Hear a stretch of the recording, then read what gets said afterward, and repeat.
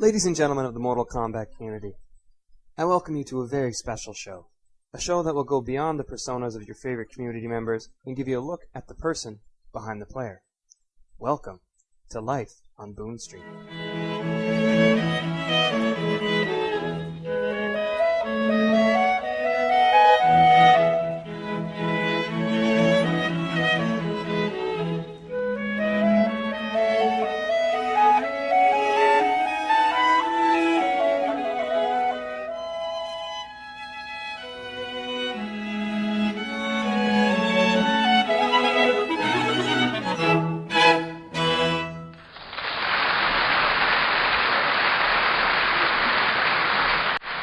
Welcome one and all to Life on Boon Street. I am your host, STV Take a Chance.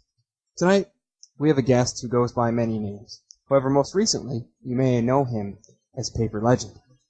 This man has been involved in the Mortal Kombat scene longer than most, and I'm very excited to hear his story.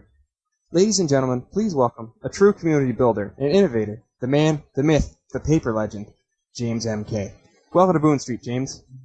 How you doing? Good, glad to have you here, man. Let's get right into it. Let's start getting to know each other a little bit. You know, I've had limited personal conversations with you. We've never met in person.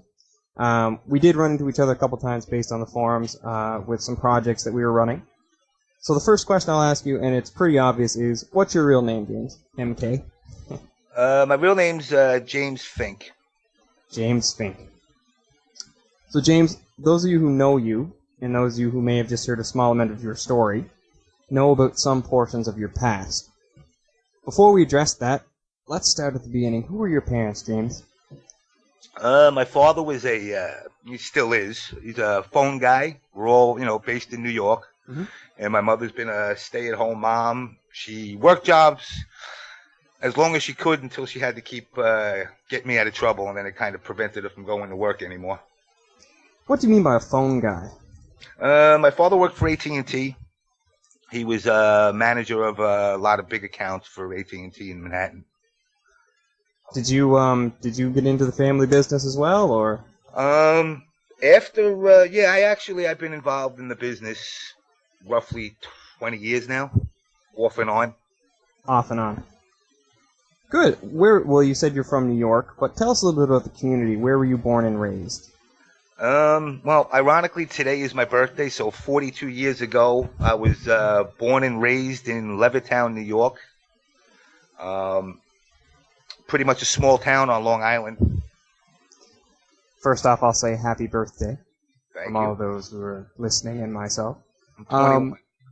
Could you explain that a little further to me? I'm not familiar with New York. I know the main areas, Brooklyn and Queens and yada yada, but just tell me a little bit more about your community. It's pretty much a small town, compared to most New York's, it's not one of the 5 boroughs. It's a little bit more populated than upstate towns. It's out on Long Island. It's pretty much smack in the middle of the island. You still considered a city boy there, or are you on the outskirts? I was, as a kid, I kind of gravitated towards the city my whole life, even though I was living out in the burbs. Mm-hmm. It pretty much, it was a very community-oriented town. Everybody knew everybody's business. Sounds a lot like here. Just what do you mean by community-oriented? Can you just elaborate on that just a little bit further? Give us an example of a situation where you might have been involved with the community might have rallied together.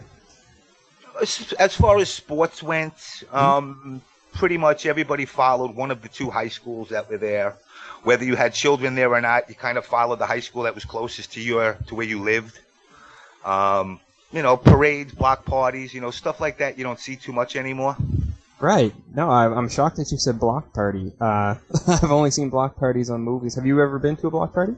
Unfortunately for me, I lived on a main road, so the town wouldn't allow us to have a block party, but I've crashed other people's block parties over the years. When you think back about your time as a child, what is the first happy memory that comes to your mind? The very first one. Oof. I'd have to say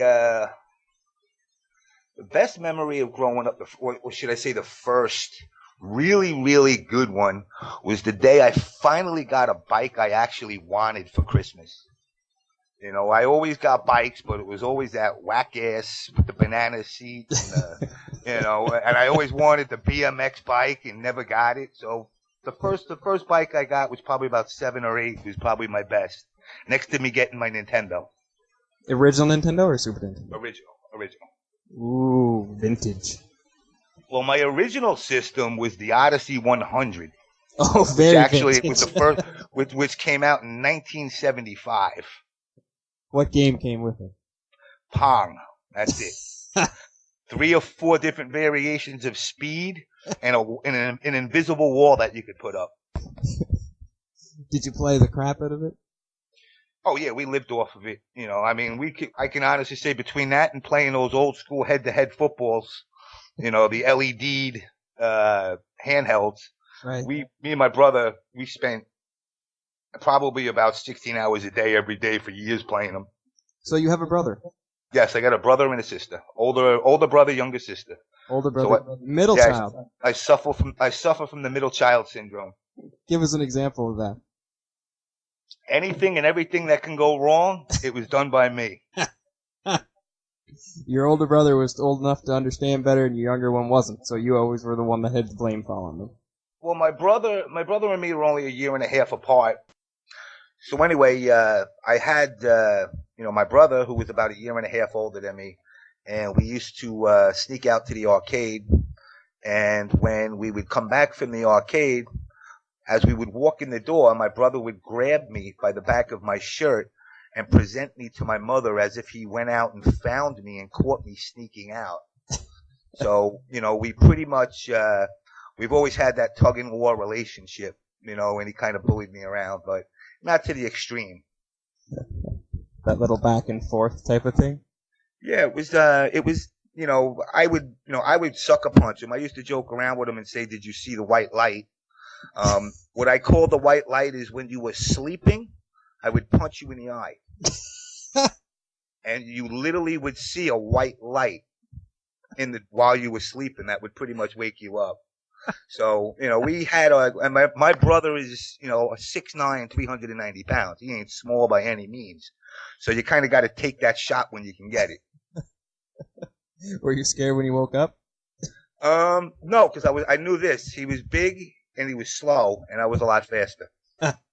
Speed versus brawn. But you know what? You got to an age where he was driving and I wasn't yet, so you can't outrun the car. Let's to segue from that. Can you think of a time when you got into big trouble? Tell us about it. So you told us about a good memory, which was getting your bike. Let's talk about a time when you got in big trouble. A time I got in big trouble. I mean, I can go as far back as 4th grade. I kind of was I wouldn't want to say I'm a problem child, but, you know, trouble didn't find me. I kind of found trouble. There's a lot. It depends on how deep you want to go. Let's go as deep as you want. Well, we'll just say in 4th grade was the first time I punched a teacher. I know you're a teacher, so watch out for people like me. Needless to say, I got kicked out of school in 4th grade, and 5th grade, and 7th grade. All 3 times of hitting teachers. High school years, my first real encounter with trouble is a friend of mine. I guess it was in 8th grade. He found the keys to the post office trucks. And we learned how to drive clutch via the United States Postal Service. Oh, no. And we were borrowing the post trucks for, I don't know, about a good 6 months. And for some reason, on this one particular day, I decided I didn't want to go, but I went up there anyway to hang out with my friends. And as I was leaving, they took the truck, and they were being chased by about 10 cop cars. So they jumped out of the car, the post office Jeep, while it was still moving, and I seen it going, and it went right past me. So I kind of got nervous, and I jumped in it to put the brake on, but by the time I put the brake on, the cops were pretty much surrounded by me, so I kind of got pinched for the whole thing. Oh, no. But luckily for me, of course, like I said, I think I was 15. They just, while this was all going on, they had just replaced all the Jeeps. They were going to charge me with damage to everything, thousands of dollars, federal records and all this.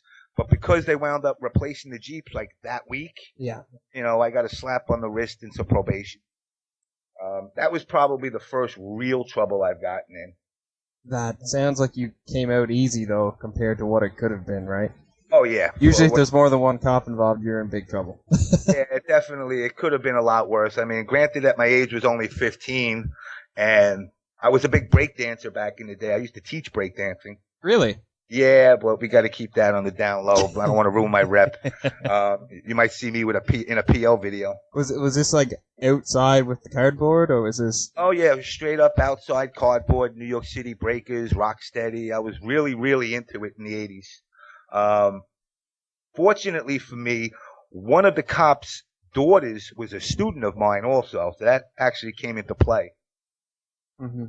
So it was definitely a rough time in the 80s for me.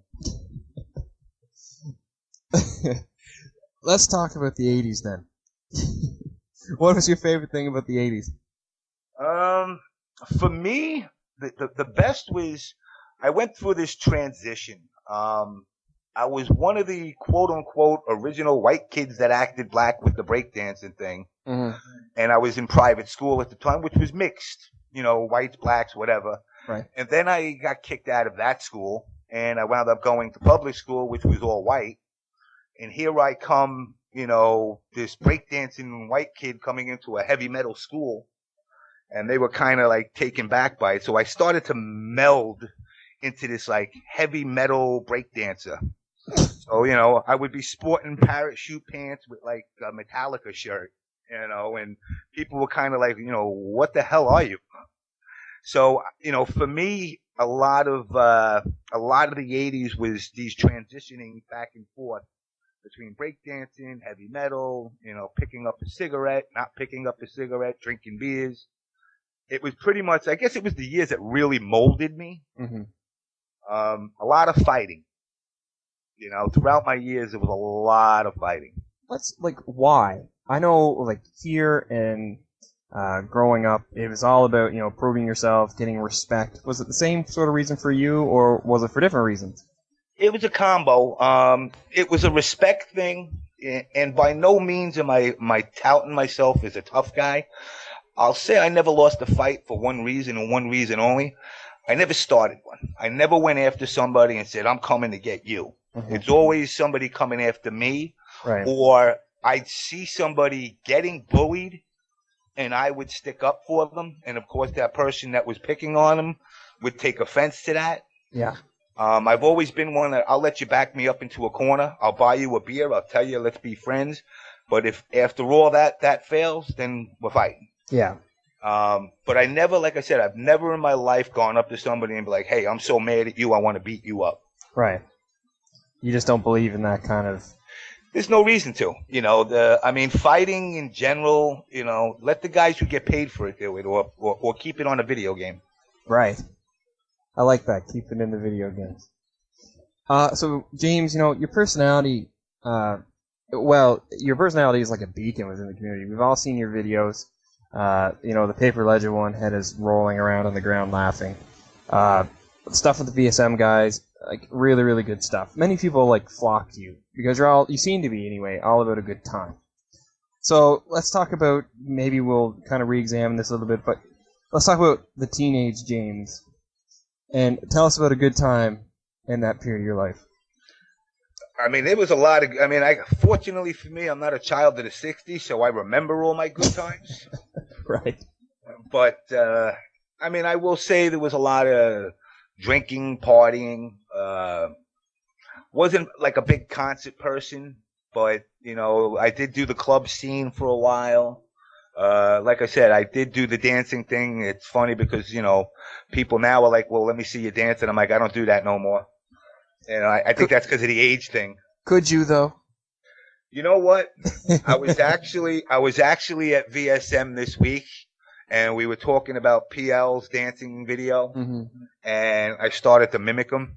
And people were like, wow, you can actually pop and up rock? I said, oh yeah. I said, I never mentioned that I was a breakdancer to these guys. So they were kind of taken back by, I could do that, but I don't see me busting out windmills on the floor or nothing, no time soon. So you said you liked to go to clubs when you were a teen. What was your favorite club? Do you remember the name? Feathers. Feathers. That was also the club that I battled LL Cool J in a breakdancing contest and beat him. You beat LL Cool J. I beat LL Cool J in a breakdancing contest. We battled, and he gave me props afterwards, and we almost fought. You know, back then he was 98 pounds. I wouldn't mess with him now. Right.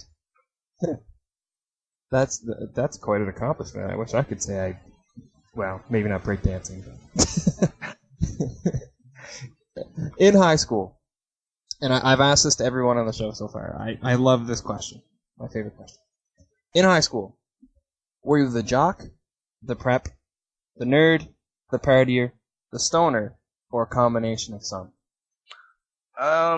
Honestly, I was not just I was a combination of all. I played sports 4 seasons a year. I played baseball, football, basketball, wrestling. Yep. But yet, you know, come lunchtime, I was outside the building smoking with the burnouts. Mm-hmm. I did well in school, yet hardly attended it. Yeah. I was a Mensa child, which was for like these kids with like high IQs, but I kind of pissed that off, and they threw me out of that after not showing up. Mm-hmm. So I mean, I hung out with the nerds. I really hung out with, you know, specific people, not just specific groups. Right. You said you wrestled. Yeah. I'm just gonna ask this because I coach wrestling now. What was your record like in wrestling? Were you a very good wrestler? Were you? I won counties 1 year. Mm-hmm. I was what was my weight class? 163, I think it was. So it's a pretty packed weight class. Yeah. You know, it was hard to get matches. Our school actually had, you know, our town really produced good wrestlers. Mm-hmm. You know, we had state guys. I had like 5 or 6 state guys in my weight class alone. So they were the guys that were always guaranteed to get matches. Yeah. So I mean, I would get a match, you know, every three matches, you know, that we had, I would actually get a match in there. But I did take counties. And then after that, you know, unfortunately for wrestling, it's not a sport you can really go far with. No. You know. It's not. So it kind of ended there. And then I did the 5-year high school plan. And I actually got redshirted in high school. But I was only allowed to play one sport for my 5th year. Okay. So I wound up playing football. How did you fare in football? What position did you play? Actually, I pretty much never came off the field. I was punter kicker. Mm-hmm. I bounced between defensive end and outside linebacker, and I was also a wing back.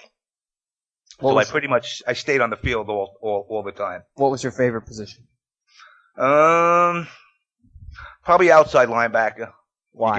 You get to hit people and actually really try to hurt somebody. I hate to say that, but it's a good way to get out your aggressions. Can you skate? The Canadian in me has to ask you this question. You know what? I can skate. I play roller hockey recreationally, but, you know, I mean, we both know that ice hockey is a sport that you're kind of born into it. Mm-hmm. I grew up with a family that was close with ours, that their kids were ice hockey players. Yeah. And my parents couldn't afford to, you know, send us to lessons and everything, but we did manage to get some lessons here and there, but I never pursued it on ice. I really wish I did.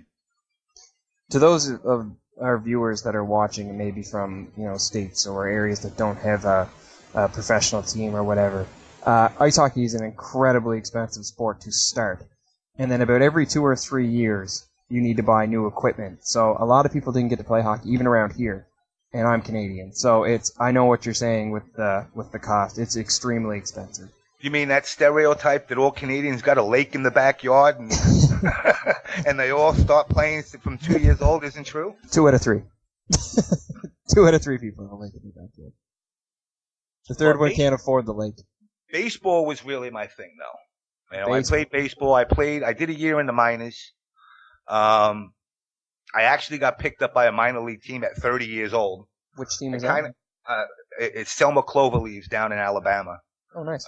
Independent ball. They weren't affiliated with any major league team, but it was kind of. I was running a team up here in New York, and I had a pitcher that threw 98 consistently. Young kid, and I took him to a tryout, and he did that. I'm not trying out unless you do. Mm-hmm. So I was like, dude, I'm 30 years old. Where am I going? I managed to get picked up by a team, so it was like summer camp. I went down to Selma, Alabama. I played with what was his name? The one that froze his father's head, John. The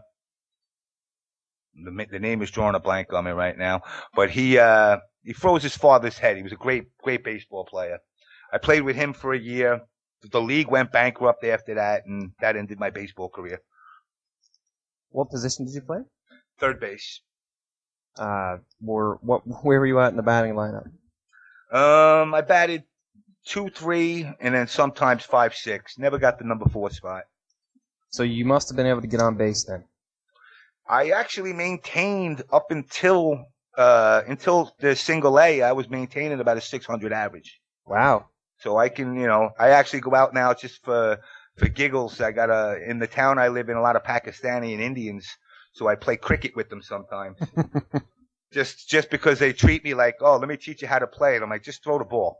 You're giving me a bat that's 3 times the size of a baseball bat. I said, and I can hit in any direction. Yeah. So, I could pretty much, my father used to coach me when I was a kid, and he used to get mad that I would swing at everything. Yes. And I said, well, I can hit everything, so why wouldn't I swing at it? It's hard to understand that, right? Yeah, I was like, I'll hit whatever you throw at me. I mean, I used to have guys bounce it at me, and I'd still golf it if I had to. I wish I could play golf that way, though. I can't play golf for nothing. What did you do for fun back in those days? What was your hobby as a teenager? Well, like I said, since '75, I've lived and breathed arcades. Okay. I was a foosball player back in the early '80s. I was always in the arcade. I mean, if you were ever looking for me, just go to one of the 4 or 5 arcades that were in our town, and I was guaranteed to be in at least one of them.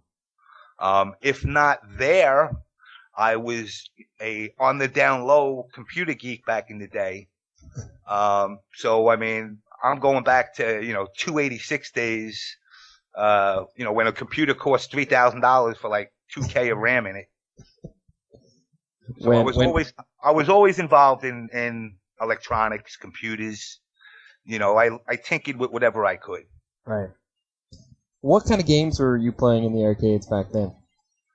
One of my all-time favorites is Tron. Is this the sit-in ones? Actually, I had this. My one arcade had the sit-in one. You had both. You had the Deadly Discs, and then you just had the Tron the arcade. I was big into the CD-based Dragon Slayer, Space Ace. Mm-hmm. Anything that was CD-based, Cliffhanger, all those anime games. As far as like Midway games back in the day, Robotron, Joust. Pretty much just about anything that was competitive, I would play. I mean, I was one of those guys that did play Asteroids, go in there at, 10 o'clock in the morning on a Saturday, and with 1/4 still be playing it at 10 o'clock at night with, the ships lined up across the whole screen. So it really didn't matter. A game to me, any game was game for me to play. Right. Did you have any competition back then in the arcades, or was it more based on solo competition, beating your own scores, or were you trying to beat everyone else? No, there was, some of them were, a lot of them were against people. One of the goals, like playing a game like Asteroids, yes, is to actually convince somebody to play 2-player and make him wait 14 hours before it's his turn. Usually if it wasn't a really a hardcore player, he just left. Right. But the competition side of it, I think more was against the computer back then than it was against the person. Mm-hmm. There really wasn't too many two-player games that were reverse each other. It was alternating. So, you know, a lot of the times it was pretty much, you know, I want to beat, you know, you heard somebody did 250 boards in Pac-Man. You want to get to 250 first. Mm-hmm. Was there any unwritten codes in the arcades back then? Like, you know, the more modern, well, I shouldn't say modern arcades, but in the past arcades, you know, it was the quarter stack, you set it up, you were up next kind of thing. You lose, you go. If you didn't, then odds are you were going to get bet up. Was there any unwritten codes then? Well, I mean, in the 80s, yeah, the quarter on the machine was designating, hey, I'm next. Pretty much, you know, if as far as, you know, if you roll forward a little bit, like towards like the fighting game scene, throwing was taboo. You know, it didn't matter. You know, when a lot of people, I've debated with a lot of people about that throwing thing, and they say, well, it's in the game. You know, when I explain it to people like this, I go, look, times have changed so much. When you develop an arcade game, you know, the guy who puts that game in the arcade pays $12 grand for that machine. Mm-hmm. That's a lot of quarters before he sees a profit.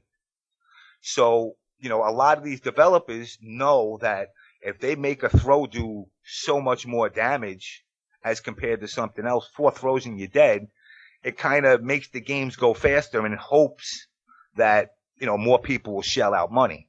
Now that the home versions are out there, a lot of them haven't grasped that I bought the game, I own it. Right. Let the throws do minimal damage. You know, to me, a throw's always been a defensive move. Mm-hmm. You know, but when you're in the arcade and, you know, you got 20 people, you're trying to make the game last. You know, yeah, you're competing against each other, but you want to, you know, you want to beat somebody with the flashy, showy combo that makes people go, wow, not just throwing the guy 4 times and say next. You want to build your rep up too, right? Exactly. And, you know, a lot of people built the rep up. You know, there was a guy, we used to call him Cheap Gene, you know, in Street Fighter 2. Cheap Gene. He used to, and he's on Xbox Live, still playing Street Fighter. He would just use Zangief, come in, jab, 360 throw all day. That was it. And that's all he did. And he said, that's all I got to do to win. So that's all I'm going to do. As far as other codes, you know, you kind of, the 80s, the scene was a lot different. You know, I mean, now you go to these arcades that are left, which ain't many. They're family fun centers. You know, back in the 80s, it was a place for somebody to cop some pot, play some foosball, drink some beers, and pick up girls. So it had that bad element to it. I'll never deny it wasn't there, but I never hung out with that element. Right. You know, I was more focused on just playing my games.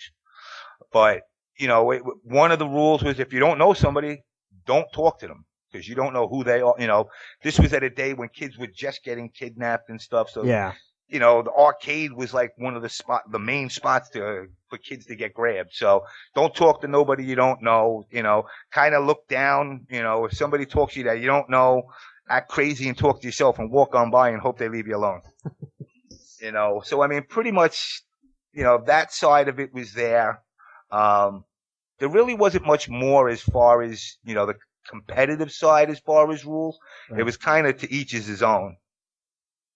So there was a lot of kind of, if I play you, you might have a separate set of rules with me than I would with another guy kind of thing. Yeah, it's kind of like, you know, one thing I noticed, like, in the bars in New York, mm-hmm. If you go to play pool, there's house rules. You right, know, exactly. Some people say you can hit 3 bumpers and miss the 8 ball and you still win. Some people say if you call a shot and you call the 8 ball and you miss it right away, it's over. Yeah. You know, that scratch on the break is a loss. So everybody has their own set of rules. So, I mean, usually you gravitate towards the arcades, you know, the crowds usually, you know, everybody knew each other. So we all kind of adopted, you know, little bits and pieces of our own rules. And, you know, depending on the arcade, they didn't vary that much by then because there was only, like I said, 5 or 6 arcades and all the same people were basically in these arcades. Mm-hmm. So we can kind of look at the arcades as almost maybe even a byproduct of the 80s. So let me ask you this. They say everything comes in cycles. So let's say that maybe some of that, you know, attitude or edginess of the 80s comes back into our current, you know, society. Do you think that arcades could also come back around? I would love for it to happen because I see the younger generations now, and they missed out. Honestly, it can never happen because there's not enough developers putting out arcade cabinets no more. Mm-hmm. I really don't see a crowd of like 60 people getting around whack-a-mole to hang out and play redemption games, because that's really it's turned into between the Dance Dance Revolution type games and the whack-a-mole redemption machines.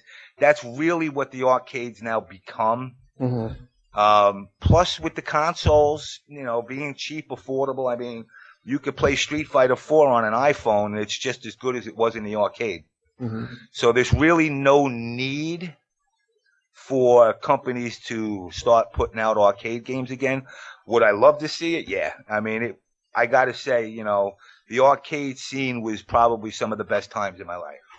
Do you think that this is just a question that I'll only ask you, but do you think that if maybe competitive tournament fighters were held in arcades, it would help revitalize arcades as a whole?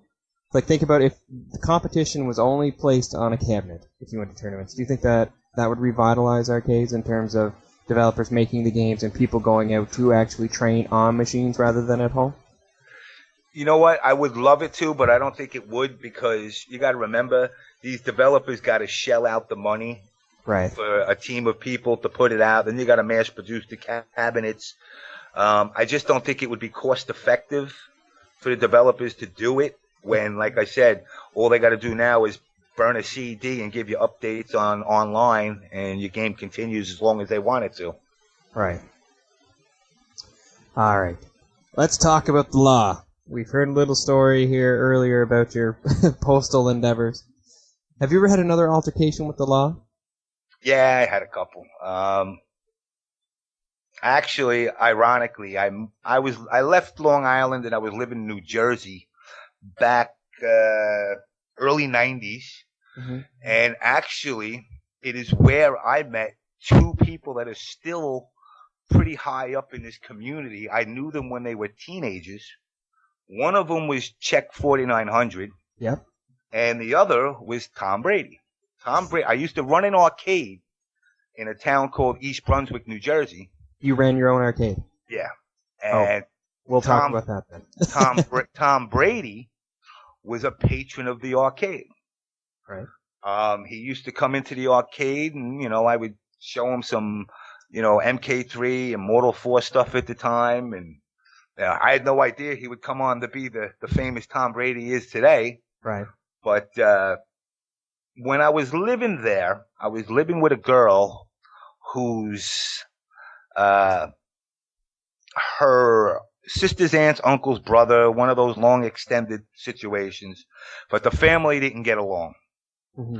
So every time that this uncle of hers had an opportunity to break my chops, he always did. He would come to my house at 6 o'clock every morning and give me a ticket because I didn't register my car in the state of New Jersey after a while. And he did it like clockwork.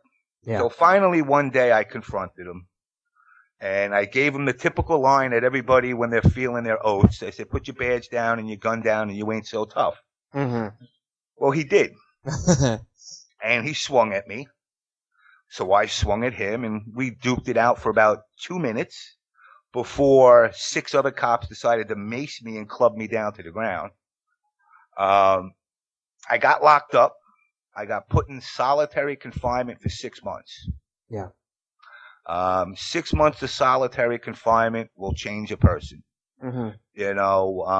That's a lot of reflection time, isn't it? It was you come out looking like Grizzly Adams, and you're shell shocked. After that, it made me look at my life a lot different. A lot of people have asked me, like, there was that gap in me with the MK community, and I say, well, where did you go? Mm-hmm. You just disappeared for like 5, 6, 10 years or whatever. Which time period of the MK community would this be? Which game? This was MK4 was released. I had just finished the MK4 book with Brady. Okay. And then this happened. So this was 96, I guess it was. About 96, 97. Okay. So I got locked up. They had no charges on me. Mm-hmm. They eventually dropped everything, but I got to say, psychologically, getting locked, you see in the movies guys getting locked in the hole, as they call it. Yeah. I've tried to keep this pretty clean with the language. It'll fuck you up. It will fuck you up to the point where when I got out, I saw a cop, I walked the other way. I walked my head down. I didn't want to deal with people. I went to a shrink. The shrink tells me, hey, you're fine, man. For a guy that was locked in a hole for 6 months, you actually kept it together pretty good.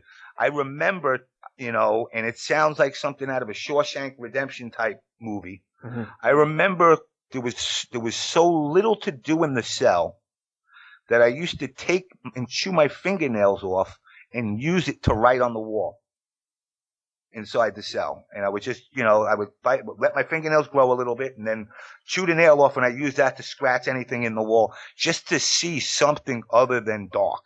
Mm-hmm. You sleep a lot. Yeah. Literally you're sleeping 16-hour a day.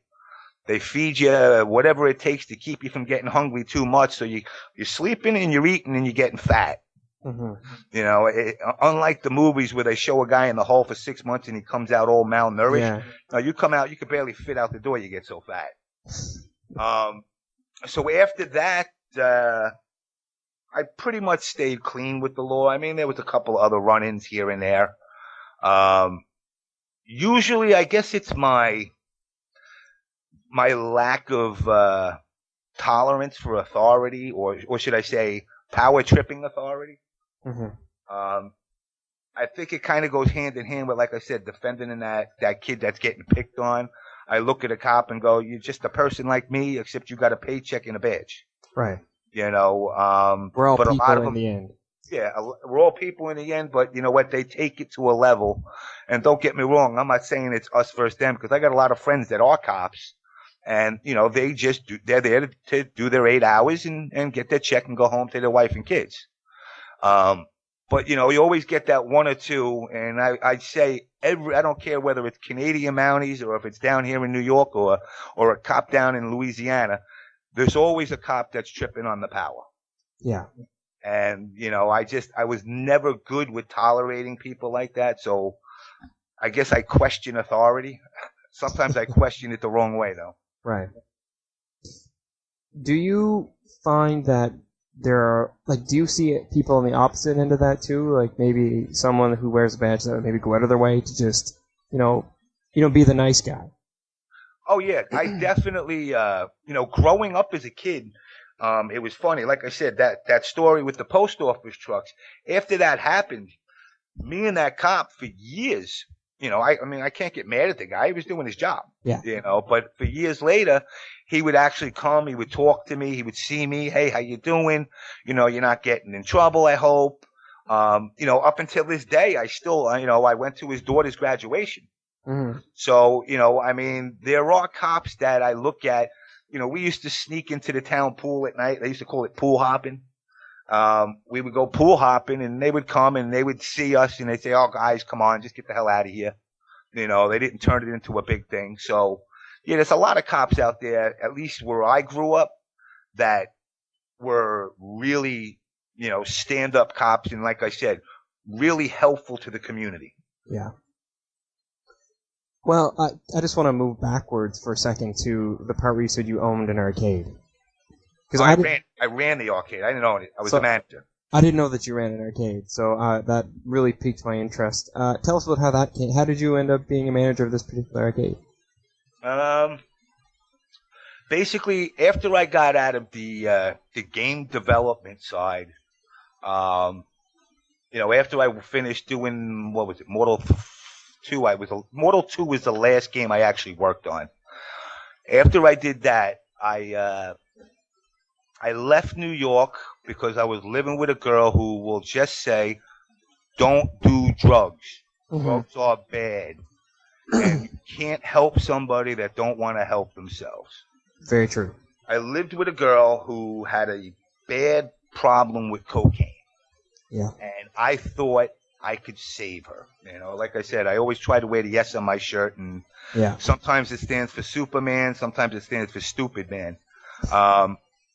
This particular case, she she would always do battle against me. She also had another issue, which, once again, I'm trying to keep this PG. She had schizophrenia. Mm-hmm. It was cool. The reason it was cool was because it was like being with two different girls, depending on who she was. So it kind of had its freaky side to it. But what had happened is she moved in with me in New York and basically put me in the poorhouse. Yeah. She was, you got your checkbook and you got check 101, 102. Well, she had drug dealers that took checks. Oh, wow. At the time, I was making good money, so I didn't follow, They always say, do you do your books? I said, no, I don't do my books. I just spend my money. Right. Well, she would take check 135, and I never knew it was even missing because I didn't see it. Yeah. And, one day I got a call from some dude, Jaguar, telling me I owe him like $2,000 that my check bounced. And I go, well, who the hell are you? So needless to say, we kind of had to go in hiding. So we moved to Jersey because that's where she was originally from. And we went and we moved in with an uncle. And I went and, I went to the arcade and they were hiring a manager there. So pretty much I just applied for the job and, I stayed there and kept everything on the down low. Mm-hmm. So how did you end up getting into a relationship with Midway and developing games? Like we talked about, like we started with a progression. We started like kind of with your childhood. We moved into your teens. You moved into you're working at the arcades. How did you make that next step? I was dating a girl. It always revolves around a girl. It's always a girl. I was dating a girl whose sister was working as an admin for the owner of Lee Press on Nails, mm-hmm. who happened to be best friends with the CEO of Acclaim Entertainment. Yeah. I had entered in 90, I can't remember if it was 90 or 91. I entered the Nintendo World Championship. Yeah. And I did pretty well. In fact, that's the first time I ever met Triforce. Mm. And she had mentioned that she was moving back to New York from California, and she was getting a job with Acclaim. And she's like, I know you play games, da-da-da-da-da. So I went to she got me an interview, and the first thing they did is they put some of their worst games in front of you, and they tell you to play them. And I broke every one they had, and they were like, wow, So they hired me as a tester/game counselor. Basically, the game counselor was the guy back in the day you would call up and be like, hey, I'm stuck in level 2 of Zelda. How do I get out of this? Yeah. And I'd have to teach you how to get through it. Eventually, that aspect of it died. And what wound up happening was we had gotten the license agreement with Midway mm-hmm. that we were able to do all of Midway's titles. So, one day I come into my cube and there's a cabinet sitting there and it's Mortal Kombat 1. And it was the 0.5 version. And at first, in fact, at the time, I believe I was working on Double Dragon 3, the Rosetta Stone, and I was working on the Terminator 2 arcade game. And what wound up happening was they put this game right in front of my cube and they had it fully blasted and everybody was building crowds around it and I'm trying to finish my games and I'm getting annoyed. Mm-hmm. So I said to myself, and at this time I was a Street Fighter player, I said, I'm going to get so good at this game that I'm going to make everybody in the game, in our company, not even want to come around here.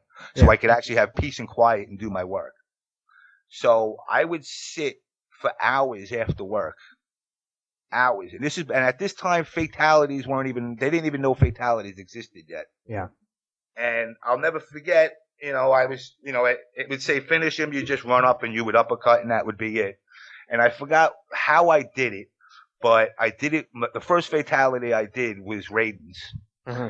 And I just was, smacking the stick back and forward, hitting the buttons. And all of a sudden the screen went dark and I went, what the hell is this?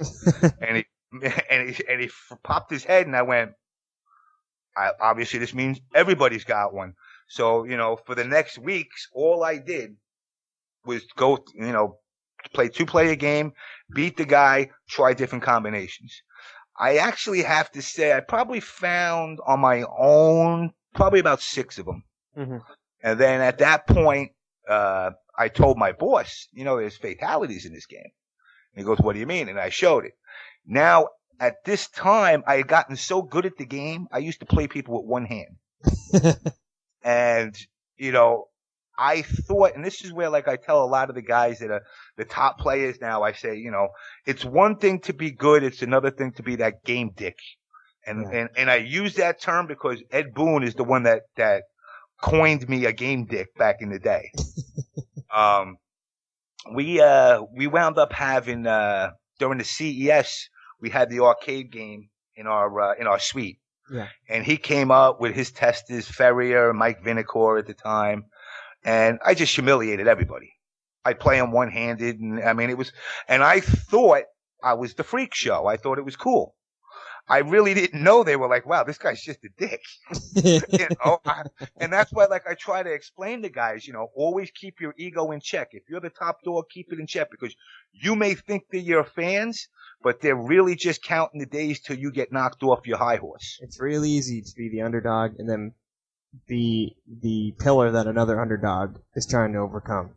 Right? So somebody like PL is a perfect example. I see him get so much crap from the community. I tell people, leave him alone. Let him rebuild his empire. Yeah.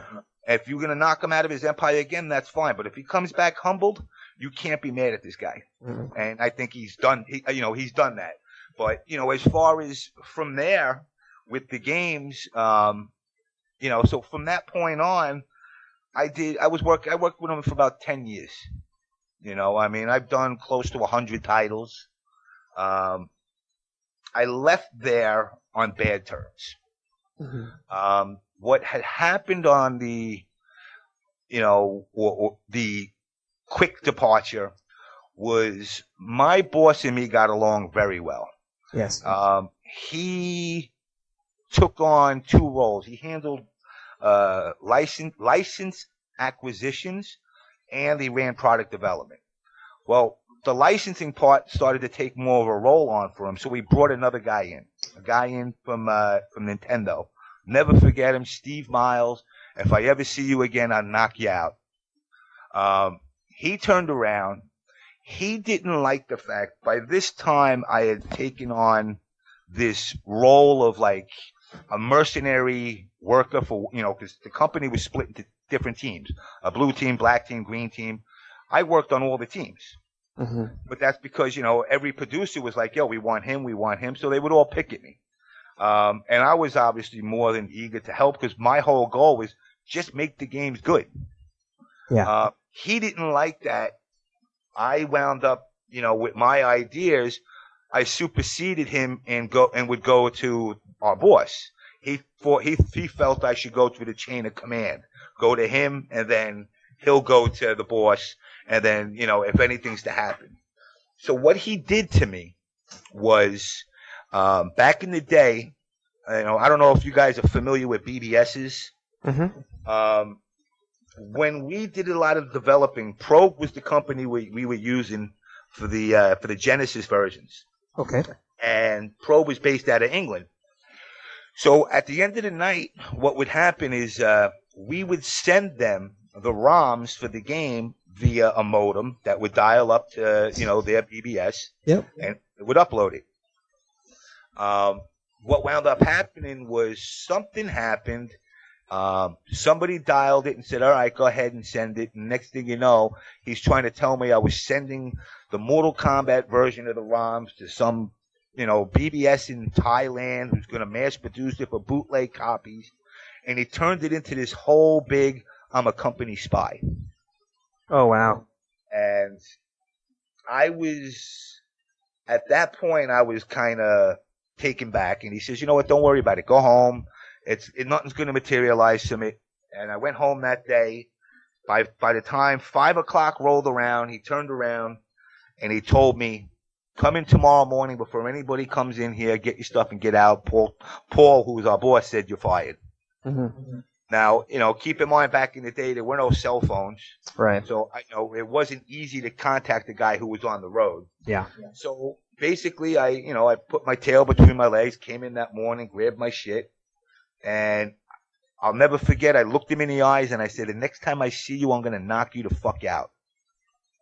That year, I went to, they had just, they stopped doing, I believe they just stopped doing the CESs. And they started the E3s. Mm-hmm. And he was walking the floor, and I was walking the floor, and he was walking towards me with a big shit-eating grin, and I leveled him right on the floor. And I think, honestly, like I was saying earlier, I think that was the first and only time I swung first at somebody. And I looked at him as the security from E3 was taking me away, and I turned around and I told him, I told you I was going to get you. And, needless to say, they took me out and I got kicked out of the show for that year. Yeah. That devastated me because, and one of the things, that really got to me was that was a job I wanted. Mm-hmm. It would be like you with the teaching. Yeah. All of a sudden one day, no, you know what? You're not allowed to teach.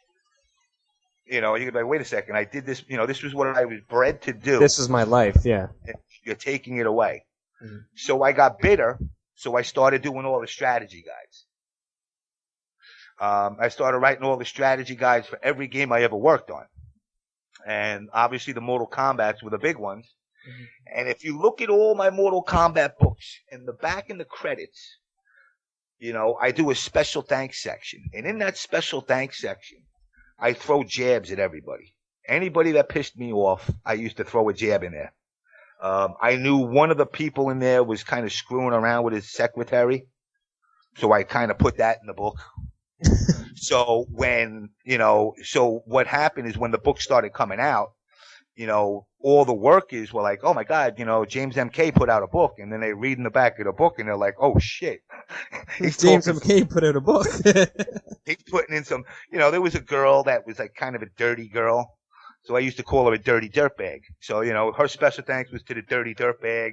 And I made sure it was first and last name, so it wasn't like, well, maybe they're talking about somebody else. No, they knew exactly who I was talking about. Mm-hmm. So after all that was said and done, I'd applied for unemployment. Right. I got denied. This guy that fired me quit working for Acclaim the day after he fired me. So to me, that told me right there, talk about spiteful. He knew he was quitting. Yeah. But he just had to make sure he got rid of me first. Yeah. But even though they fired me and he quit, they brought him back to fight me for unemployment. So I never got unemployment. He came back. He moved to Montana. And they flew him back from Montana to go to court against me just so I didn't get unemployment. Yeah. He said that it was a termination, so you couldn't draw, right? Exactly. So I didn't get the unemployment. And then fortunately for me, about a year later, another judge looked at the case, overruled it, and they sent me 26 weeks of unemployment checks. So I kind of made out. Now what was ironic about it was, before Acclaim went under, I had wound up running into my old boss in a gas station.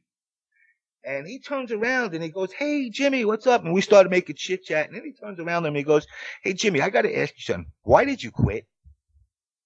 I said, excuse me? He goes, why did you quit? I mean, you were loving the job. I said, no. I was told you fired me.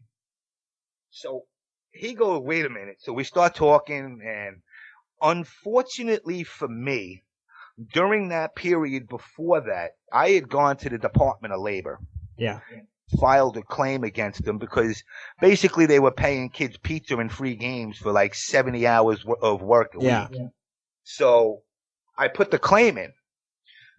Nothing ever happened from it. I was told, it's confidential. Nobody will ever know. They asked me to come back. So I make my grand return to Acclaim Entertainment about a year and a half later. And what winds up happening is the week they hire me back, the Department of Labor comes in and seizes 10 years of timesheets. And on top of it, somebody told them that I was the one that put in the claim. Oh, no. So I was working there about a week before the new guy that was running product development came up to me. He's like, "You got to leave." I'm like, "What?"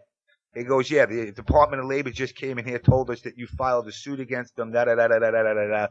So that pretty much ended my career at Acclaim Entertainment. That's quite a story.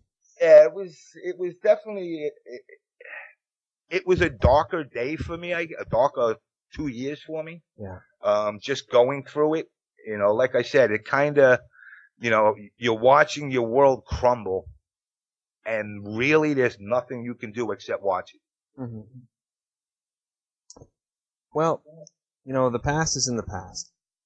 So let's move closer to the present. Where do you live now? Where are you at right now? I'm still on Long Island. I'm in a town called Hicksville. It's only about 2 towns away from the town I grew up in. I wanted to stay close to my parents. Right. Still pretty close to home then. Yeah, I'm literally 5-10 minutes from my parents' house. Are you still close to your siblings? My sister's still living there. My sister's still living there. My brother's living up near the Bronx. So I mean, we're all pretty close to each other. I mean, no more than 20 minutes away. Right. So we learned about your job past with Midway Acclaim.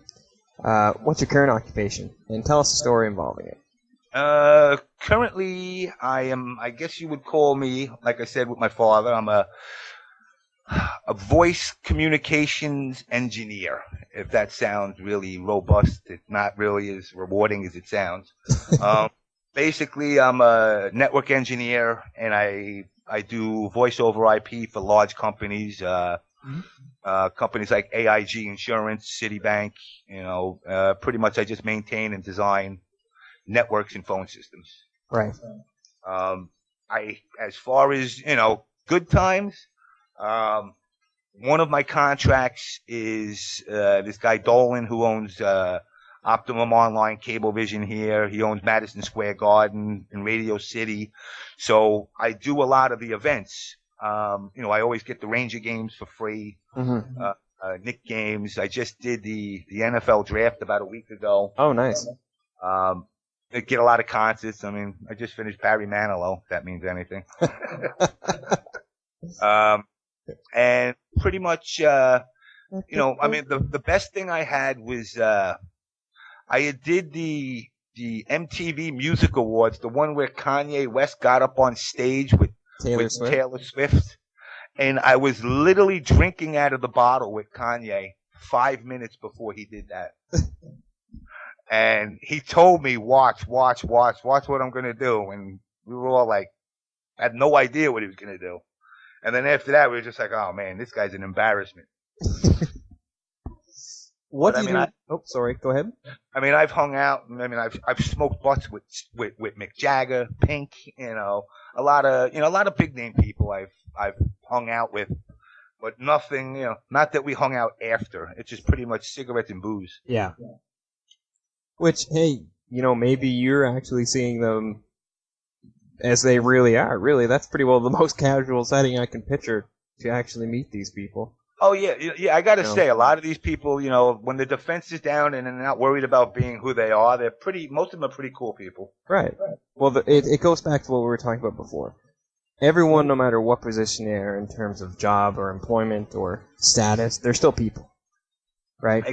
Exactly. Right, you break down all the personas and such like that, and we all are still people. And that's kind of the point of my show, of Boon Street. That's the kind of thing I'm trying to show. So I really like that you said that earlier. It really resonated in me. What do you do during your downtime at the moment? Like, how do you relax or have a good time? Unfortunately for me, there's only 24 hours in a day. My downtime is sleep, because I typically go to sleep around anywhere from, say, 2:30 to 4 o'clock in the morning, and I'm up by 5:30. So I pretty much operate off of 2-3 hours sleep every day, and 2 or 3 of those 5-hour energy drinks. Yeah. I mean, I try to play, I still try to play the MK, but, the time that I have to actually invest in it, that's needed to truly become, top tier again it's just not there, unfortunately. I mean, I'm starting to find myself leaning towards the cheap characters now and giving up on my Baraka quest to turn them into something. And, in fact, let Tom Brady know I'm using Sub-Zero now. Shoutouts to Tom. Let's talk about VSM then. How often do you make VSM a priority? I try to because, I see the talent that is there and I want to see it grow. Like I said, all of these kids, young adults, have missed out on that arcade era. Yeah. This is their arcade era. It's, I mean, I hate to compare it to like Dungeons and Dragons. It is a hobby that's never been looked at in high regard in society in general. The only difference between arcade players and Dungeons and Dragons players is we don't dress up like knights and go out into the forest and swing plastic swords at each other. Right. But it's still that cult feeling, but it's a family feeling at VSM. You come, and I've seen people talk so much smack, on the forums, on Test Your Might, about the VSM is arrogant, the VSM is cocky, they're this is. Every one of those people, when they finally meet us, go, these guys are the shit. You can come to their place, you will level up. We're not one of these places where if you walked in the door, we'll come up to you. CD Junior will walk up to you as a top player and say, hey, how are you? I'm da-da-da-da-da. You want to learn something? I can show you this. We're not this group of people that say everybody keep their secrets to themselves. Yeah. It's very family oriented. It started out with Phil and Rob. It's developed into 40 to, anywhere from 30, 40 people come down on a Thursday night. Yeah. Which is pretty much a tournament. And that may have something to do with the quality of players that are coming out of that particular, area. Is just the amount of competition that you guys face every week is just unfathomable. Like, it's a top 8 every week. Oh, yeah. I mean, between the Dominicans, the 3 Dominicans, let me tell you something. These 3 guys possess, and they span across generations. Crazy is, closer to my age. Junior, is just 21. He's closer to my age, yeah. And Maxter's smack in the middle. And all 3 of these guys are phenomenal players because they consistently play with each other. And you learn from each other. You might be a smoke player. I might be a Sub-Zero player. But you know what? By the time I walk away from you, you're a Sub-Zero player and a smoke player, and I'm a smoke player and a Sub-Zero player now. Yeah. So you feed off of each other. And that stems with Rio as well. Ryu 48, J360, Insufferable. Guys like Insufferable, Felice, Oblivion 911. They're what I call the second generation VSM. Mm-hmm. They're the second generation of guys that have now, they've come in, and I tell us about Felice all the time and he gets all mushy on me. But when he first started coming down, after NEC, we were driving back and he was telling me, I'm done. And I go, what do you mean I'm done? And he says, you know what, VSM, it's just, I'm nobody welcomes me. I feel like I'm just here. And I said, what are you talking about? I said, you gotta talk to people. Now he's becoming a great Molina player. He's got his own, he's running the streams at VSM when Phil's not doing it. Yep. He's got his own show now and he's embedded into VSM now wholeheartedly. Yeah. Let me ask you a question about this that just came to mind when you said this. What is your opinion on people who, like myself, who can't always make it out to every tournament or tournaments at all, who end up starting their own shows or try to do whatever they can to do something for the community? I know there are some people who resent that and say, you should be coming to tournaments all the time, blah, blah, blah, blah, this means nothing, but what's your thoughts on that? You know what? Especially the younger guys, and this was the debate I had about the whole part of that MLG thing. We'll just use the situation that just happened with MLG as an example. MLG's holding a tournament in Columbus, Ohio. Mm-hmm. There's a tournament in California, NorCal, that's going on the same weekend. You live in Topeka, Kansas, right smack in the middle of the United States. Where do you go? Do you go to Columbus? Do you go to NorCal? Columbus offers you a top prize of $12,000. Maybe NorCal will give you, and I'm going to be giving here, say $1,000. Well, I'm going to go where the money is. Are you going to go with the money? Now, you got to look at it this way. Not to take away, because I will state for the record, I had a phenomenal time in Columbus. But are you going to go to, for me personally, without the grassroots, there is no MLG. If everybody was to bail out on the grassroots and just go to the MLGs, then the grassroots are going to stop supporting MK. Therefore, eventually and inevitably, if MLG sees Mortal Kombat not bringing in the money that it should bring, they're going to drop it. If they drop it, there is no more grassroots no more because they already dropped it. And we as a community goes back to square one, where we're going to be playing in our basements, and trying to get locals here and there. So for the average player, it's a tough decision. Somebody like you, how do you compare yourself to the VSM top 8? Right. Are you going there to have a good time? If you're going there to have a good time, by all the power, go there and have a great time, because you will have a great time there. But if you're going there with the intent of walking out with $12,000 and you're not sure if you could beat CD Jr. or any of his brothers or any of the up top guys, then you know what? I'm bursting the bubble now. You're going to be wasting a lot of money. Yeah. So, but to get out to all the tournaments, it's hard. I really got active last year at ECT up till now. I've gone to at least 2 tournaments every month. And it costs, I'm glad I got a job that, allows me to do this. These weekend trips, it's a little bit of a bummer because you go somewhere you go to Florida and you're like, I'm only going to Florida for 3 days. What do you see besides games? Yeah. So you're not doing the touristy thing. You're going there on a mission. So, for the people like you that can't go to all the tournaments, I just tell everybody, pick your tournaments well. Yeah. I'm coming up there for Torukin. You're coming to Torukin? Oh yeah, I'm definitely coming. Oh, I'll see you at Torukin then. I'm definitely coming up there for that. I gotta drink with my Canadian brothers. I'll see you there. But that for me, that's not a bad trip. New York today, I drive that. I think it's 6 hours away or something. Right. But when you get these other tournaments, like I said, for you to come to CEO down in Orlando, that's a tough trip. That's a plane flight. Yeah. So I've seen people get mad for people and they say they don't support these tournaments.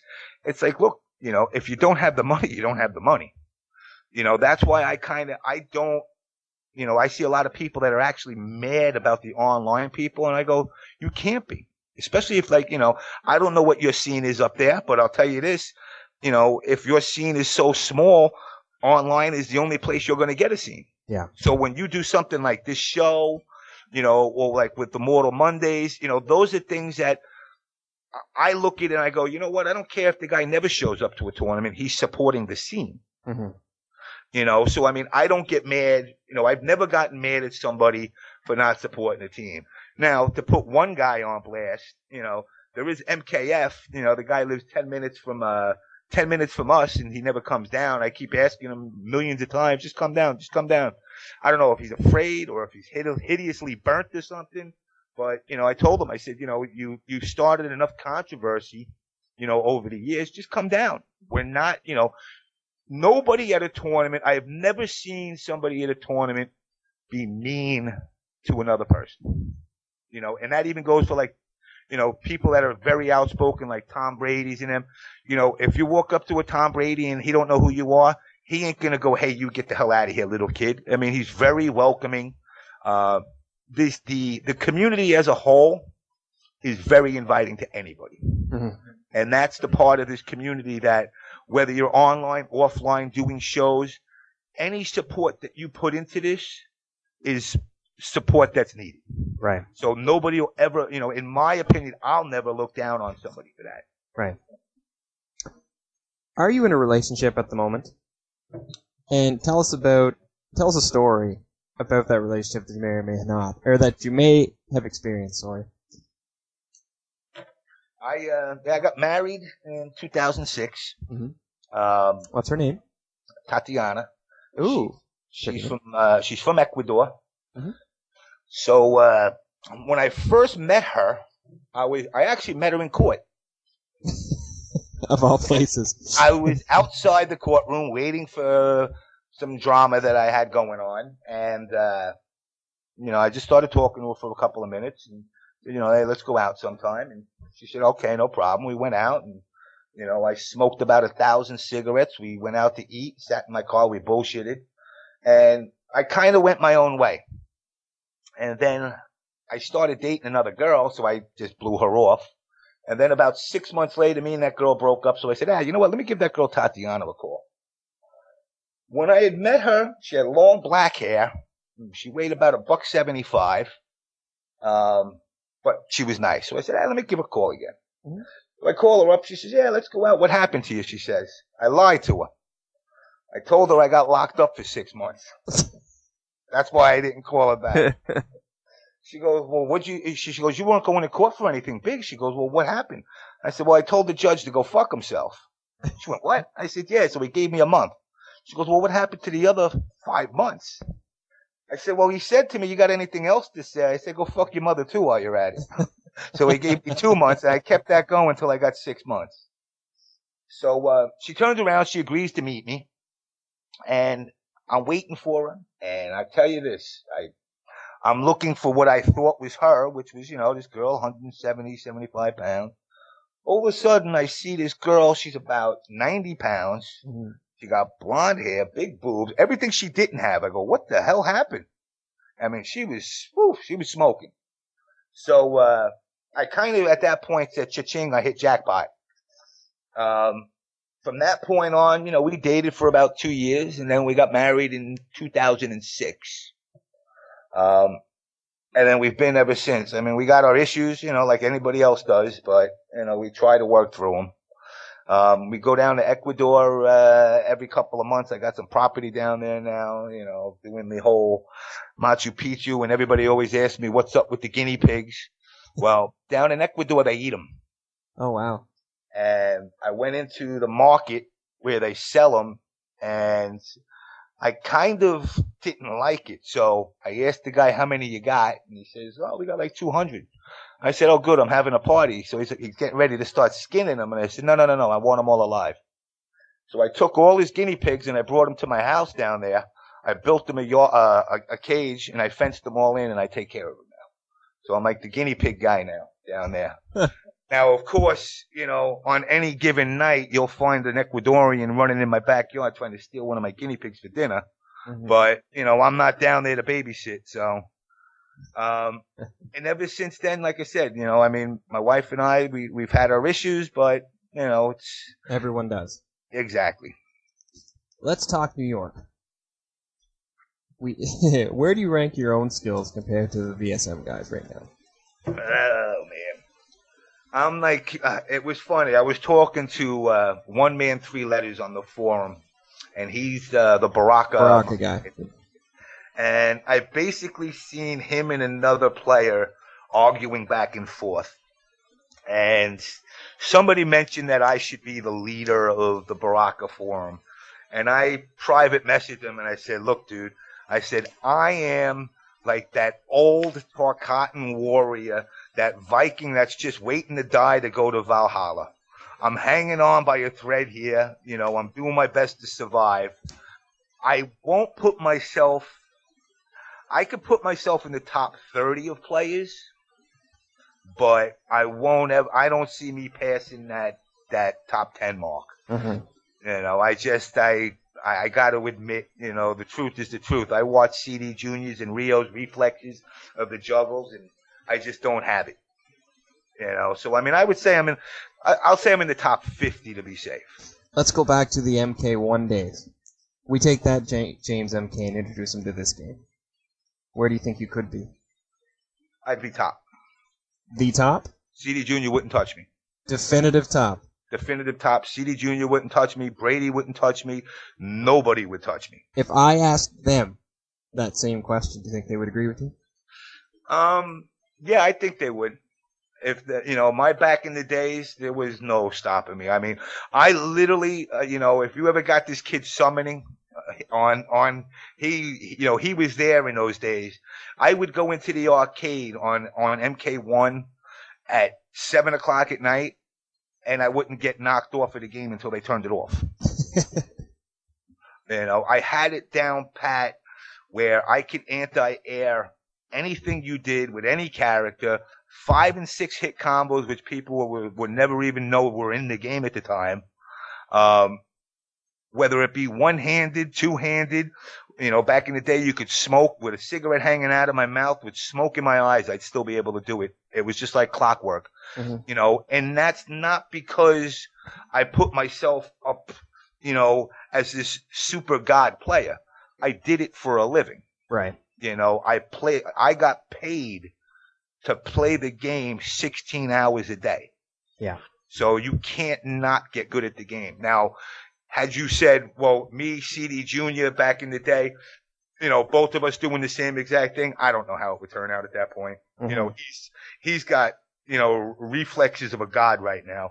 I just told him, just keep in mind, you're getting older every day. Yeah. Tell us about the origins of Paper Legend. How did that come to be? All right. Well, Paper Legend started. I believe it was a guy, Cybernetico, if I remember correctly, was starting to do filming at VSM. Him and Rio 48 were doing filming, and what had happened was, we were talking about PL and how he wasn't defending the belt and wasn't going to any tournaments.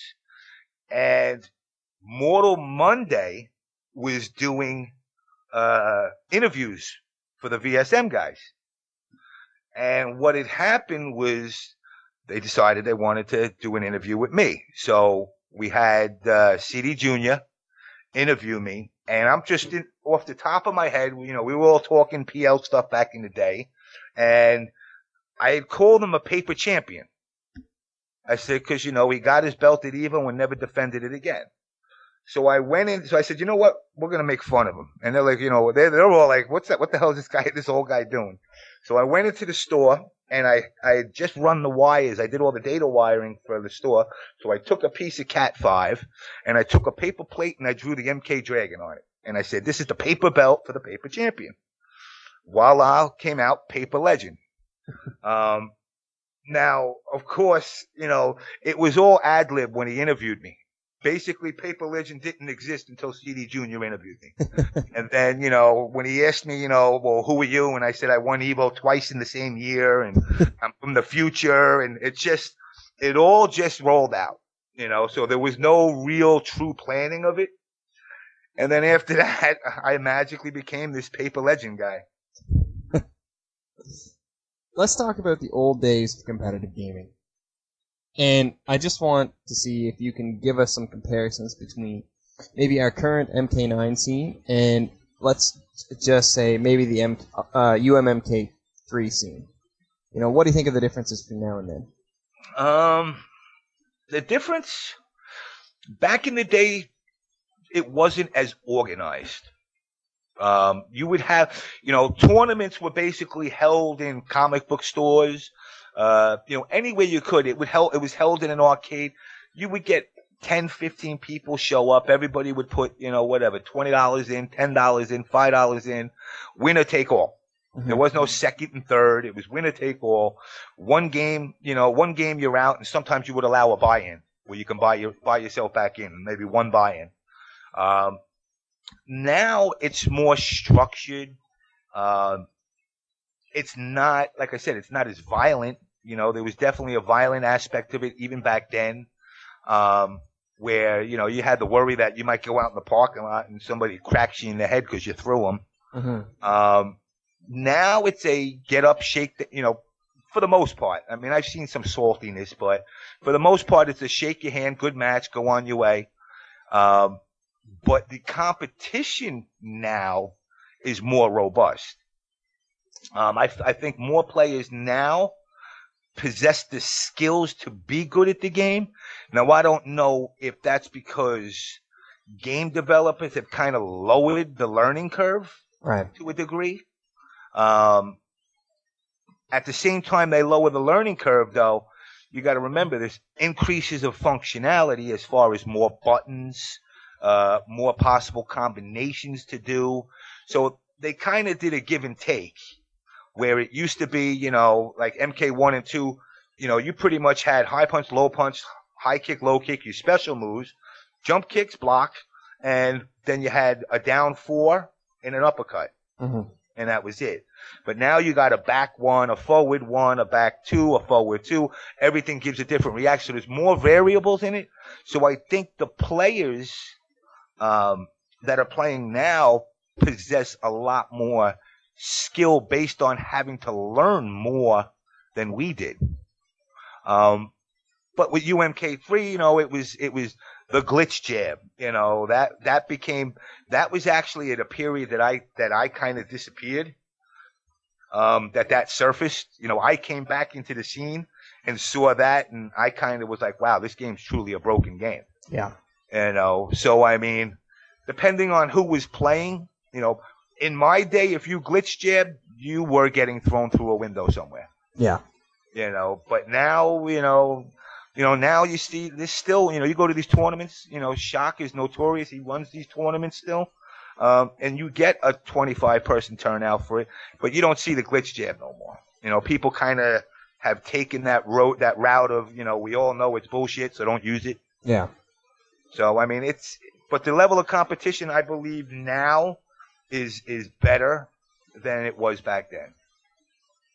If you could build a scene with your own values and morals and ideas, how would you construct it? What would be different than ours now? Pretty much one of the things that I do want to start doing, I'm supposed to be talking to a couple of people about, is one of the things I want to do for this community as a whole is there's a lot of people out there, and I don't want to feel like I'm the downer, but for the ones that live in Fantasyland, I want to burst their bubbles and put them back into reality. That if you think you're going to be a professional gamer and make a living from this, it's not that easy. Right. To the other ones that actually aspire to become something within the game development community, I want to start taking those players and pointing them in the right directions of what they can do to further that. Whether it be schooling or if it's to apply to companies, or what do these people look for in order to hire you? Mm-hmm. I tell a lot of people, I don't care if you can beat Super Mario 100 times on one guy in 10 minutes. Break it. Yeah. Make the game lock up. That's what, if you're going to get into the game development side and you're not a programmer and you're not an artist and you get in there as a game, a tester, well, the tester's job is not to beat everybody in Mortal Kombat. The tester's job is to break it. It's to find something so broken that it is going to break the game. Your job, I tell everybody this, your job is to piss the programmer off. Because the programmer's job is to finish the game. Your job is to prove it's not finished. And the more you do that, the better it is. There is no such thing as a bug-free game. It's never happened. It never will happen. I mean, Nintendo's been notorious for making just about godlike games, that don't crash. And then I play games that, you put the thing in and it crashes in 2 seconds, and you got to wonder how they pass. So a lot of the players out there, I want to start working on something where it does, it gives them a future more than just sitting in Fantasyland thinking that you're going to play MK9 until you're 60 years old. Right. and make money from it. You want to open doors for bigger things. Exactly. Like I said, I want people. If you truly want to be in the gaming industry, even if it's down to somebody that wants to write for a magazine or somebody that wants to do a book, I've been down the road of all of these avenues. I ain't gonna tell a guy, hey, look, I'm going to get you a job. Right. But I will tell you what they look for, and I will tell you, no matter what anybody says, it ain't what you know, it's a who you know to get into the industry. I think that can apply to many industries. Pretty much, yeah. I mean, it is just about anywhere. But I mean, more so here, it's, because now the gaming industry has taken on almost this Hollywood persona. Mm-hmm. So it's even really harder. You might turn around and be an electrician and you go to the electric company, you still have a chance if you're a good electrician to get in. Right. But in this, just because you're, a good game tester, they're a dime a dozen. Exactly. And they, and I try to explain to people already, they don't pay well. But if your passion is to grow within the industry, in fact, a perfect example is Brian LeBaron at NRS. Mm-hmm. He used to drive 4 hours, 3 hours a day back in MK1 and 2 days just to play against him. And what he wound up doing is we used to pull into the parking lot of the local Nathan's, and I'll never forget it. He drove this red CRX, and he would be sleeping in the car in the parking lot, and he actually turned me on to Mountain Dew soda. I turned around. I'll never forget it. I see this guy sleeping in the car. He has empty bottles of Mountain Dew in the passenger side and the back hatch to the roof of the car. There had to have been 200 freaking things of Mountain Dew in it. But the guy used to drive down, and this is going back in IRC days. We met on IRC, and he drove down just to play me. And I said the same thing to him, and he said, you know what, I really want to. I showed him a couple of things. He said, look, I'm going to Chicago. Went to Chicago. He was living with Lex, who was testing MK at the time, and Lex, I'm not going to say Lex promised, but, I always tell everybody seeing is believing. Mm-hmm. Lex said, I get you, and I get you, and I get you, and he never did. Now, I had offered to go out to Chicago to work, and Brian had called me up, and he said to me, look, I got like 2 tokens left for diversions, and I'm coming back to New York. This is a big flop. So I called up Boon, and I said, listen, remember how I said I was going to come out there? Da, da, da, da? I said, I got this guy Brian out there. He's living with Lex. He's a great tester. He knows what he's doing. I showed him everything I know. He's going to be phenomenal. And I said, if that means I got to give up my chance, so be it. And Boone said, you sure? I said, yeah, do it. And here you go. 10, 15 years later, he's still working there. So, I mean, he's like, as far as I can see, he's the one that, like, is my furthest going of helping somebody. And I'm glad. I mean, the guys, he just finished the Vita version, which came out phenomenal. Can you tell him to fix something for me? I could tell him to fix a lot of things, but you know what? I can't make him fix it. There was recently just discovery of the scaling bug in I main Jade, and it really affects her, so I went and created a comic and sent it to Paulo and Boone and Hector, and anyway, Hector responded. It was pretty funny. So if you can tell him to fix that, I'd greatly appreciate it. Scaling in as far as damage scaling? No, there's a bug. When they fixed Jax's in the corner, it affected Sindel and Jade's strings. So anything after Jade's main bread and butter, like a back 3-2 or 2-3-4-2, it gets scaled to 0. So really? she has corner follow-ups that you can like loop 1-2 off of. 1-2, 1-2, 1-2, 1-2, forward 2 gets 27%. On console, it gets 17% for 13 hits now on the Vita. Wow. Yeah. And for Jade, that's a big deal. But anyway, I digress. I mean, come on. She didn't have anything to start with anyway. Exactly. And I'm just looking for confirmation that you can hotfix Vita. I don't know if you can or not. But anyway. Yeah, I don't know if they're, I don't know how they're doing that, if there's going to be any types of patches for it or anything. I haven't even picked it up yet. I was going to. My copy's supposed to be here this week. It's great. It's phenomenal. I know. It's my only downside to it. It's the only reason I want to pick up a Vita. That's the same with me. I traded a 3DS, all my games for Vita, and I bought MK. Perfect. I was never happy. I mean, to me though, I'm like, but when I'm done with MK, I'm stuck with Vita. But you know what though? All the fighters are coming out on it anyway. I know, I see that now. So that's actually, I'm on my KOF. Right, exactly. Everything is coming out on it. SFXT, UMC3 is already out. Mortal Kombat. I'm pretty sure anything that comes out now for a fighter on the 360 is going to come out on the Vita. Or, sorry, on the PlayStation 3 is going to come out on the Vita. Oh, Street Fighter ain't nothing to write home to mom about. No, Street Fighter Cross Tekken got its own problems. I'm waiting for Tekken Street Fighter. That might be better. Are they actually doing Tekken Street Fighter? Supposedly that was the deal, that they both do a cross. They're going to do it with the Street Fighter characters in the Tekken engine? Yeah, that's what they claimed. That'd be interesting.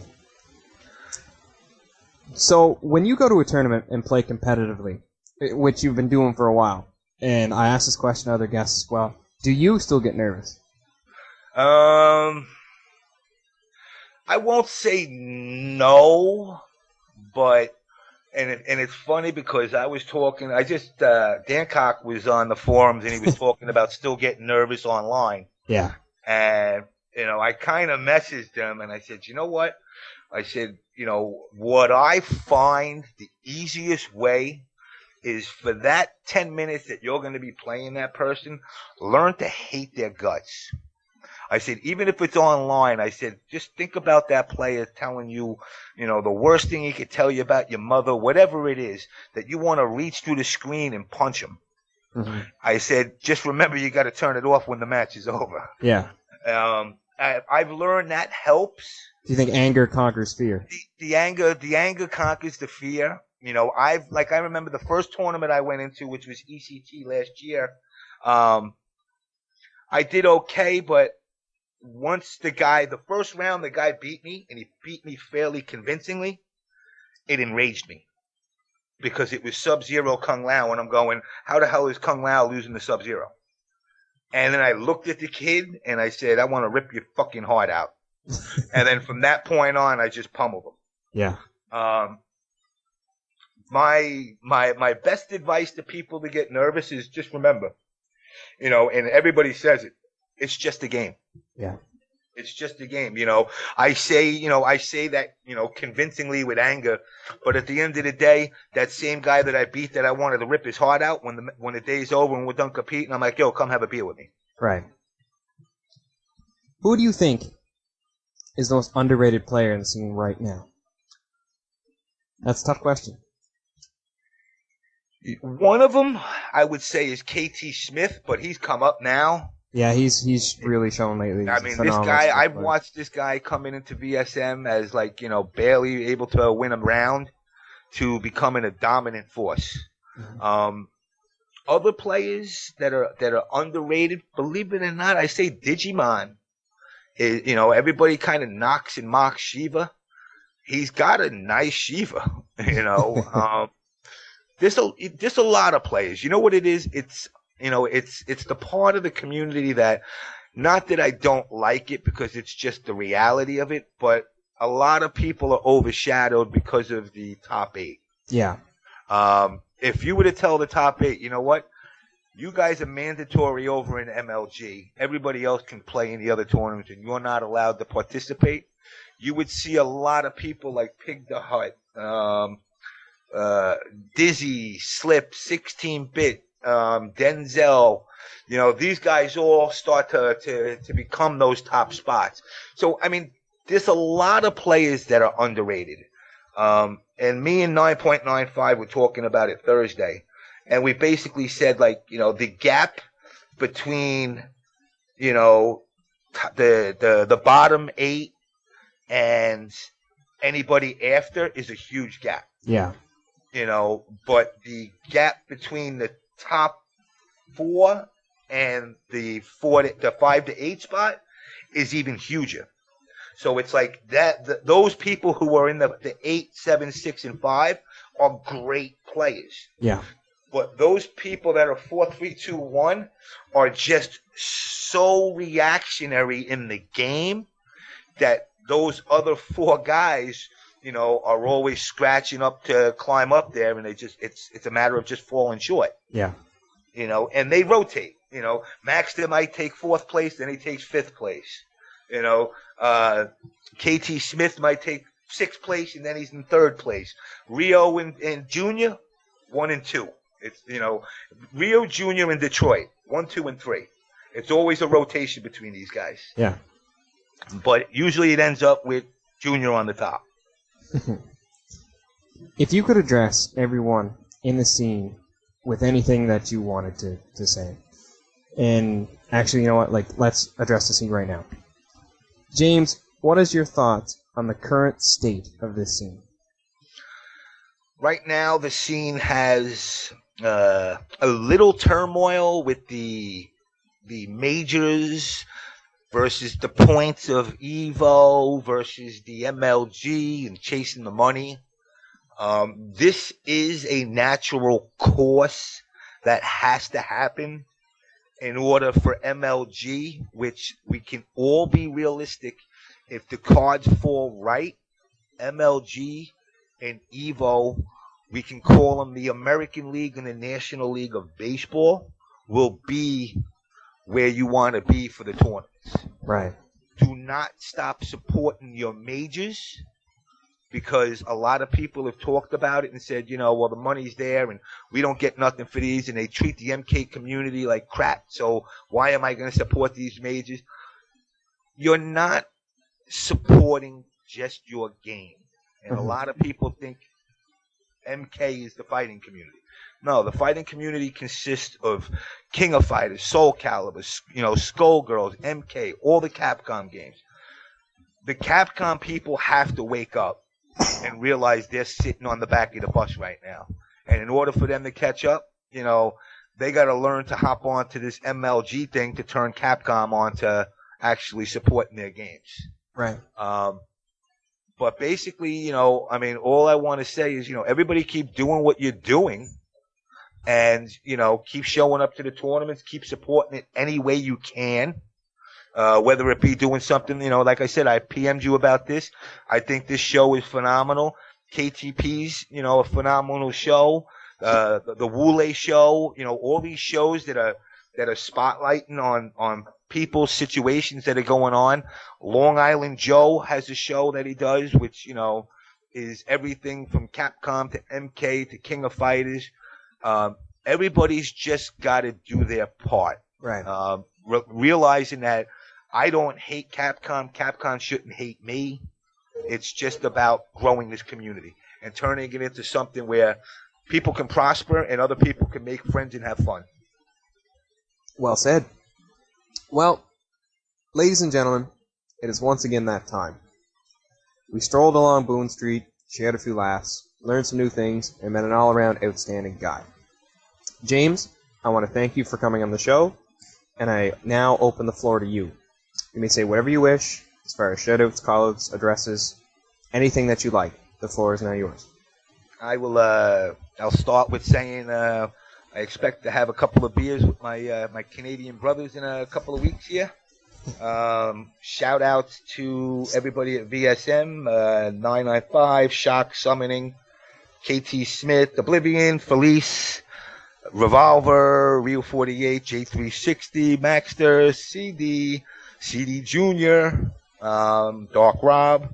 Shout outs to Storm at Test Your Might, Long Island Joe, the Stream Monster of Stream Monsters, Felice, the Wule Show, Ed Boon, Brian LeBaron, Hector Sanchez, Tom Brady, Adam at MLG, Sundance at MLG, Jeb Bailey at CEO, John Gallagher of East Coast Throwdown, and my wife, and that's about it. Ladies and gentlemen, JamesMK.